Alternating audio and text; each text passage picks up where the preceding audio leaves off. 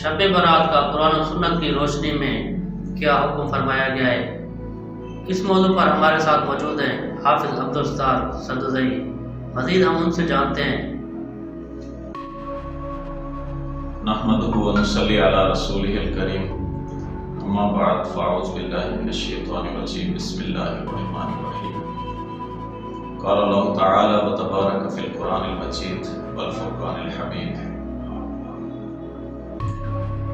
حامیم والکتاب المبین، انا انزلناہ فی لیلۃ مبارک۔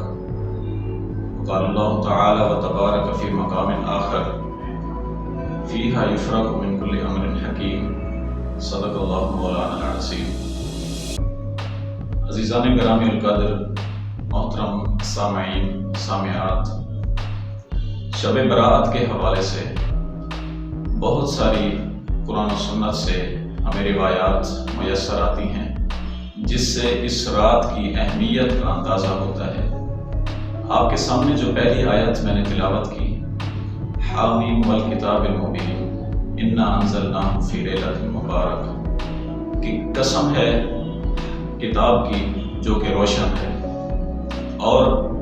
یہ نازل کی گئی کتاب ایک مبارک رات میں۔ اس حوالے سے یہ ذہن میں رکھیے گا کہ بعض مفسرین کے نزدیک اس رات سے مراد شب برات کی رات ہے، اور اس رات کی فضیلتوں میں 3 چیزیں وہ یکجا ہیں۔ پہلی چیز برکت والی رات، دوسری چیز جس میں ہمارے اعمال کا فیصلہ ہوتا ہے، اور تیسری یہ ہے کہ چھٹکارے کی رات۔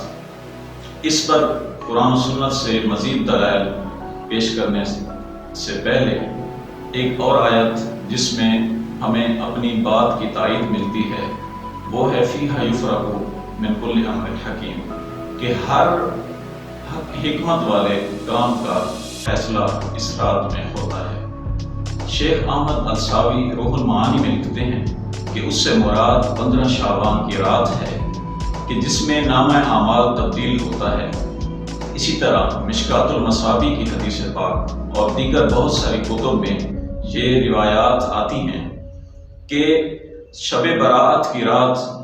پچھلے سال کے تمام نامہ اعمال اللہ کی بارگاہ میں پیش ہوتے ہیں، اور اگلے سال کے جتنے بھی لوگ زندہ رہنے ہیں، جنہوں نے پیدا ہونا ہے اور جنہوں نے موت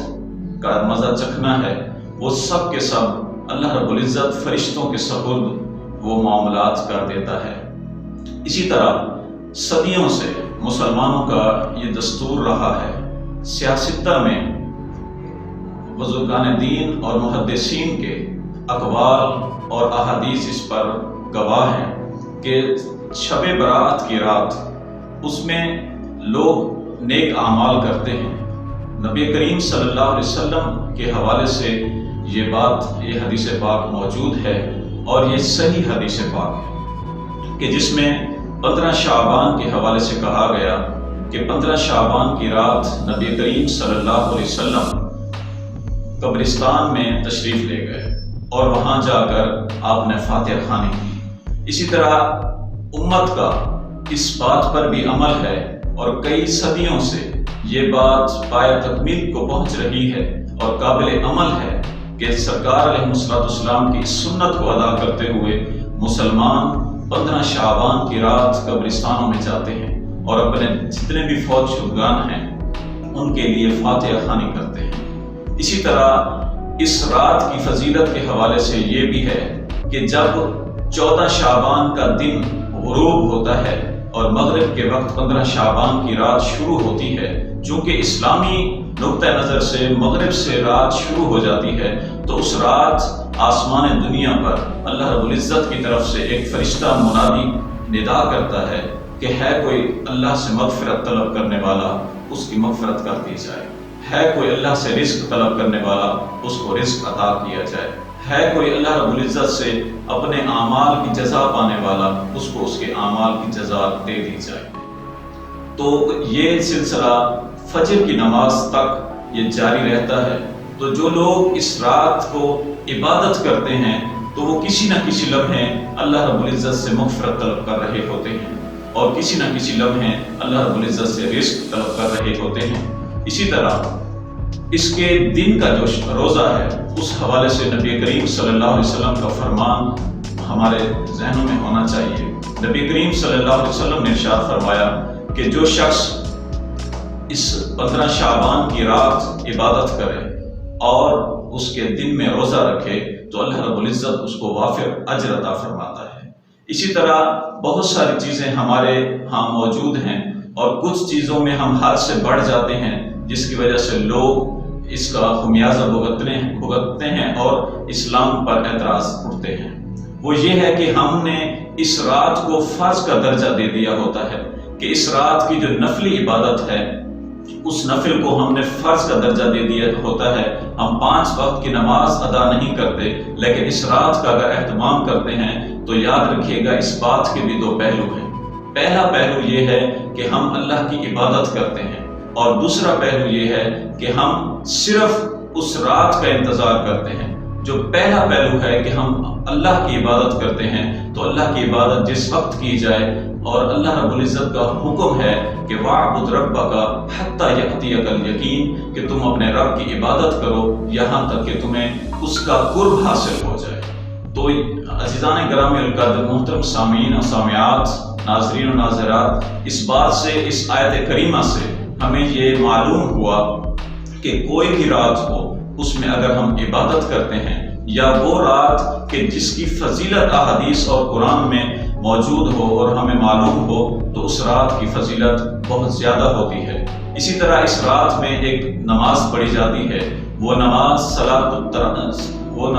التسبیح کی نماز ہوتی ہے۔ وہ صلاۃ التسبیح کی جو نماز ہے اس کا طریقہ کار نبی کریم صلی اللہ علیہ وسلم نے اپنے چچا حضرت عباس رضی اللہ تعالی عنہ کو سکھایا تھا، اور اس طریقہ میں بھی آپ کو یہ بتا دیتا ہوں تاکہ ہم سب میں سے جو بھی عبادت کرنا چاہے تو وہ اس کو پڑھتا رہے۔ صلاۃ التسبیح جو ہے وہ روزانہ پڑھنی چاہیے۔ اگر کوئی روزانہ نہیں پڑھ سکتا تو مہینے میں 1 بار کم از کم پڑھنی چاہیے۔ اگر مہینے میں بھی نہیں پڑھ سکتا تو سال میں 1 بار پڑھ لے، ورنہ کم از کم زندگی میں 1 بار وہ صلاۃ التسبیح پڑھ لی جائے۔ صلاۃ التسبیح کا طریقہ یہ ہے کہ 4 رکعت نماز نفل صلاۃ التسبیح، یہ نیت کریں گے منہ خانہ کعبہ شریف کی طرف، اور بندگی اللہ تعالیٰ کی ہم جب اللہ اکبر کہیں گے تو ہم ثنا پڑھیں گے۔ جب ثنا پڑھیں گے تو اس ثنا میں ہم جب سبحانک اللہم وبحمدک وتبارک اسمک وتعالی جدک ولا الہ غیرک پڑھیں گے، اس پڑھنے کے بعد ہم نے ایک تراویح کی تسبیح ہے اس کو ہم نے پڑھنا ہے، وہ اس کو صلاۃ التسبیح کی تسبیح کہا جاتا ہے، اور وہ ہے کہ سبحان اللہ والحمد للہ ولا الہ الا اللہ واللہ اکبر۔ جب ہم ثنا پڑھتے ہیں تو اس کے بعد 15 مرتبہ یہ تسبیح پڑھی جائے گی۔ پھر ہم الحمد شریف پڑھیں گے، اس کے بعد دوسری سورت ملا کے رکوع میں جانے سے پہلے 10 مرتبہ یہ تسبیح پھر پڑھی جائے گی۔ پھر جب ہم رکوع میں جائیں گے تو سبحان ربی العظیم پڑھنے کے بعد پھر 10 مرتبہ یہ تسبیح پڑھی جائے گی۔ جب ہم سمیع اللہ لمن حمدہ کہتے ہیں اس کے بعد 10 مرتبہ پھر یہ تسبیح پڑھی جائے گی۔ پھر جب ہم سجدے میں جاتے ہیں اس وقت پھر سبحان ربی الاعلیٰ کہنے کے بعد 10 مرتبہ پھر پڑھی جائے گی، اور پھر جب ہم پہلے سجدے سے اٹھ کر بیٹھتے ہیں تو 10 مرتبہ اس وقت پڑھی جائے گی، اور جب ہم دوسرے سجدے میں جائیں گے تو 10 مرتبہ اس وقت پڑھی جائے گی۔ اور جب ہم یہ پوری 2 سجدوں کے درمیان ہم نے پڑھ لی تو پھر جب ہم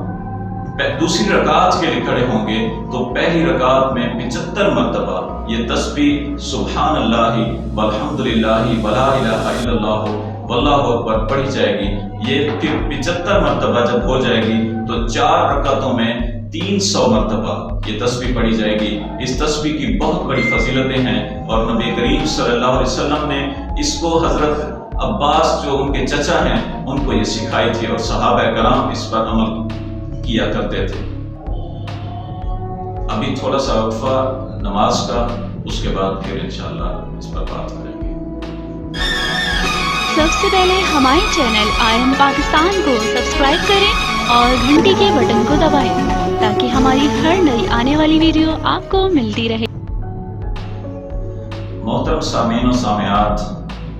اس حوالے سے 2-3 باتیں جو کہ اہم ہیں اور اس دور میں بہت زیادہ پائی جاتی ہیں،